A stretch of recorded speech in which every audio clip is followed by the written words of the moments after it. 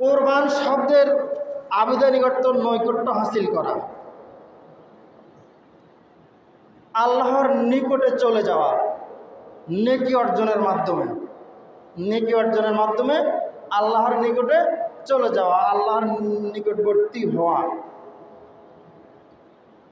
আল কোরবানু মা ইউতাকাররাবু বিহি ইলাল্লাহি তাআলা, কোরবানি ওই মাধ্যমকে বলা হয় যার দ্বারা আল্লাহর নৈকট্য হাসিল করা যায়, মানে যার দ্বারা আল্লাহর নিকটে চলে যাওয়া যায়, সেটা হলো কোরবানি।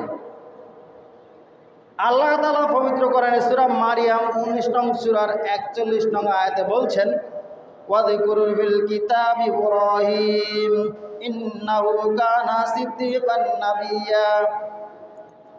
হে নবী, আপনি এই কিতাবে, এই কোরআনে ইব্রাহিমের কথা স্মরণ করুন, নিশ্চয় সে ছিল সত্যবাদী নবী।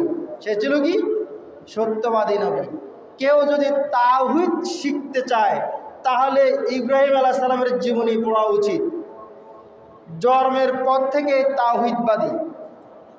আজকে ইতিহাস বলবো না, ইব্রাহিম আলাইহিস সালামের ইতিহাস পড়বেন, একটা বই কিনে নেন না, ছোট্ট একটা বই আছে মনে হয়, এখানে আছে কিনা জানি না, ইব্রাহিম আলাইহিস সালামের সংক্ষিপ্ত জীবনী, কিছু জানতে পারবেন এখান থেকে, বিস্তারিত নয়।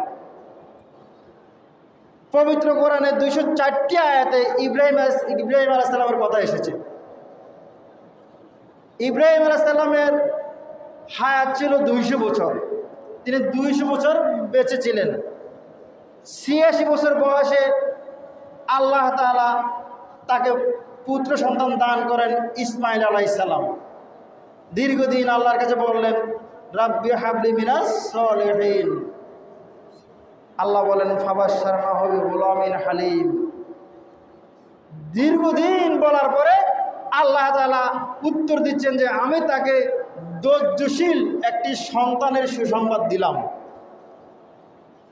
ধৈর্যশীল একটি সন্তানের সুসংবাদ দিলাম। 86 বছর বয়সে ইসমাইল আলাইহিস সালাম পৃথিবীতে আসেন, আর 99 বছর বয়সে ইব্রাহিম আলাইহিস সালামের আরেক সন্তান ইসহাক আলাইহিস সালাম পৃথিবীতে আসেন। ইসমাইল আলাইহিস সালামের বংশে একজন মাত্র নবী, তিনি হলেন আমাদের নবী মুহাম্মদ রাসূলুল্লাহ সাল্লাল্লাহু আলাইহি ওয়াসাল্লাম। আর বনি ইসরাইলদের অন্যান্য নবীগণ, পবিত্র কোরআনে প্রায় 25 জন নবীর নাম এসেছে। অন্যান্য নবীগণ ইসহাকের বংশধর, ইসহাক আলাইহিস সালাম।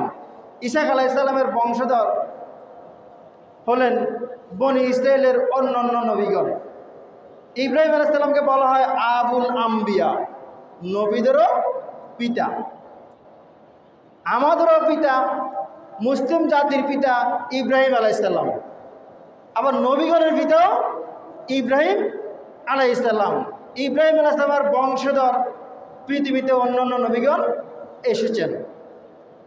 আমাদের নবী মুহাম্মদ রাসূলুল্লাহ সাল্লাল্লাহু আলাইহি ওয়াসাল্লাম মেরাজ থেকে এসে বলেছেন যে আমাদের নবীর চেহারা মোবারক হলেন পিতা ইব্রাহিম আলাইহিস সালামের মতো।